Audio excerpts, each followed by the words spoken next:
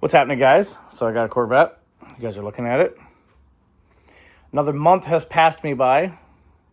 And yeah. So anyway, you might detect in this video that I'm a little tired. Well, I did have my baby, so you can't tell, but I did have it. But, but anyway. So where am I at with the thing here?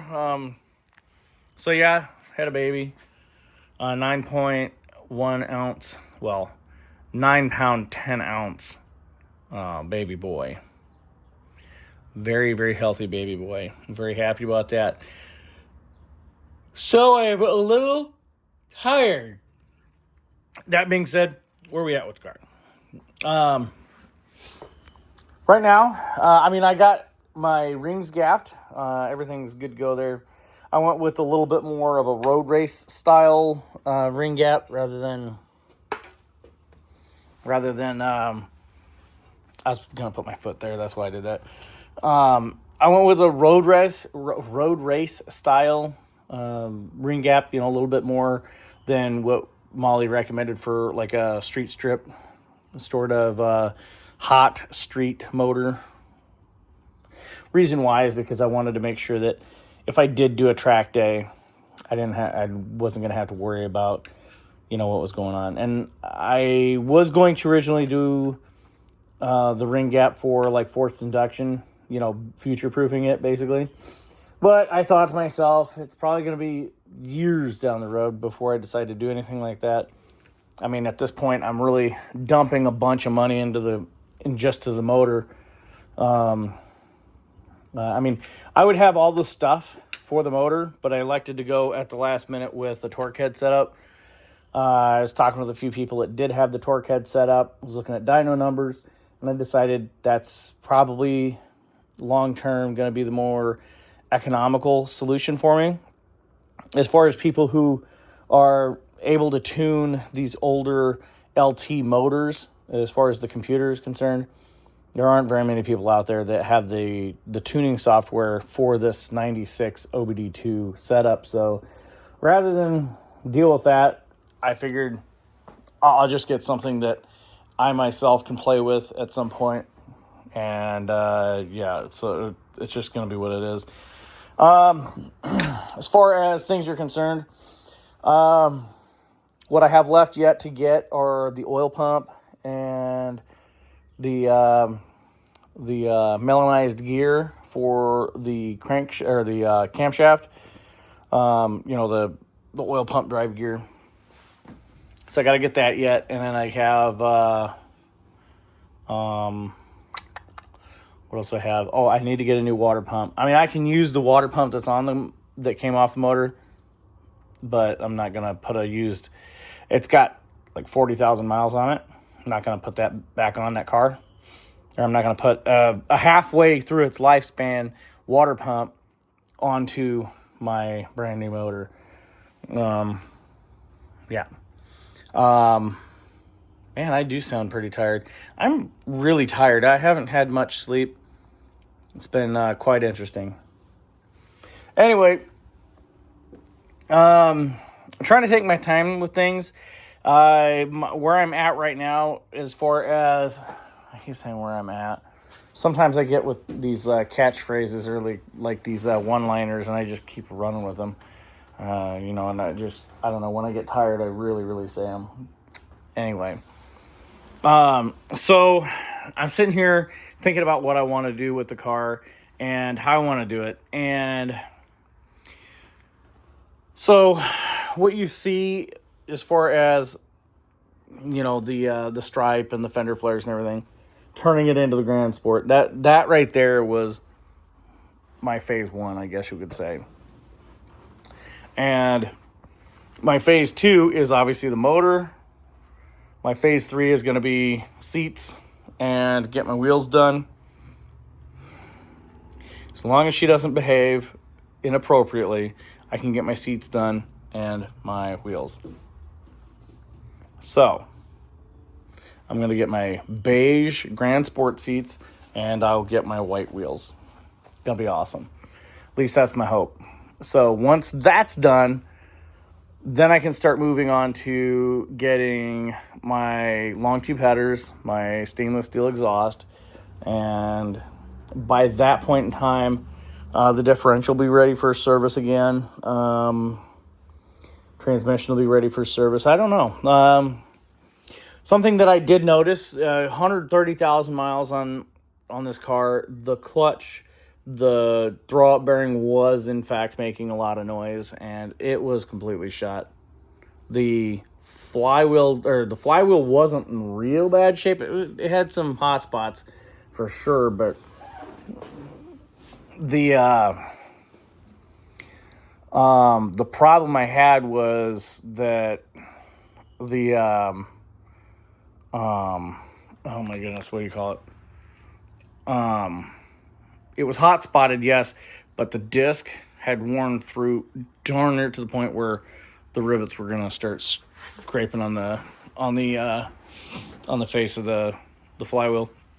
So my recommendation, if you have a 6-speed and you got about 130,000 miles on it, you should probably get that clutch changed. And if you're actually able to get a factory replacement flywheel, great, awesome. Or if you're able to find somebody that will resurface yours, and yours is still in serviceable shape, awesome. That's awesome, really cool. Boy, oh boy, I'm tired. Sorry, guys. Sorry about that. I had a really good yawn there. Anywho, so just a few odds and ends. Right now, I'm waiting on my torque head setup to come in, and I'm getting the setup that I went with was the ATI hub, so I can use the ATI damper, which I already have. It comes with LS computer, and it's specially programmed so my dash and everything will work. So out of the box, it should be ready to go. I am getting the custom tune. It's basically a startup tune. That way I can start the motor up and it will run. Basically had to send them my specs and what the build sheet was. And, so anyway, so I'm waiting on that so I can get my hub, my ATI hub that's coming with that. So I can take it all to the machine shop and get everything balanced. My intention is to zero balance the hub. Or not the hub, but the crank. I mean, I'm still on the fence about it realistically. I mean, I'm not going to be... If I balance it to its stock configuration, that would be fine. But I've heard a lot of people saying that, an internally balanced motor is awesome, and then you just zero balance whatever ferials you put on it, like a hub or your flywheel or whatever. And I'm not ruling out flywheel in the future. I have a decent dual mass flywheel, and who knows, maybe the aftermarket flywheel will be something that goes in phase 3. Who knows? It just depends. Because then I don't know. I've kind of pulled back away from looking for another one of these for right now. And mostly it's because this thing sucked up my budget for everything here. Which, awesome. Thanks, car. Named her Murphy. And as you can imagine why, anything that can go wrong will go wrong. Anyway, her name's Murphy. She's a temperamental redhead. And... yeah. So anyway, honestly, this car doesn't owe me anything. I mean, I've got more miles out of it than, the next 5 Corvette owners get out of theirs. So I really, really can't. I mean, I hate to say this, but most Corvette owners, I have more seat time in this car alone than most of them I've ever had. That being said, as soon as I get my torque head set up, which probably next 2 weeks I should be getting that. As soon as I get the torque head, I'm going to be taking all that stuff to the machine shop, get my rotating assembly balanced, and then once I do that, then I can start putting everything together. Once I cross that bridge, everything's gonna be fantastic. I'm gonna really, really, really be on this, getting this thing done. My time frame for having the car together is end of August, early September, which isn't bad. I mean, most people, they get to this point and their car never runs again. Honestly, I've had this thing here. Just changing the page here just a second. I've had this car for, I want to say 8 years. It's not been that long. It's probably been 7 years. Six maybe. This last year, it was supposed to get, come on. This last year, it was supposed to get the carburetor put together, all the radiator hoses put together. It was supposed to get a lot of stuff this year, and somebody sucked up my budget, my car budget. It is what it is. I mean, realistically speaking, next year is the year for all of this stuff. It's going to be, once I get this done, as far as me putting headers and everything on it, that's going to be a little while.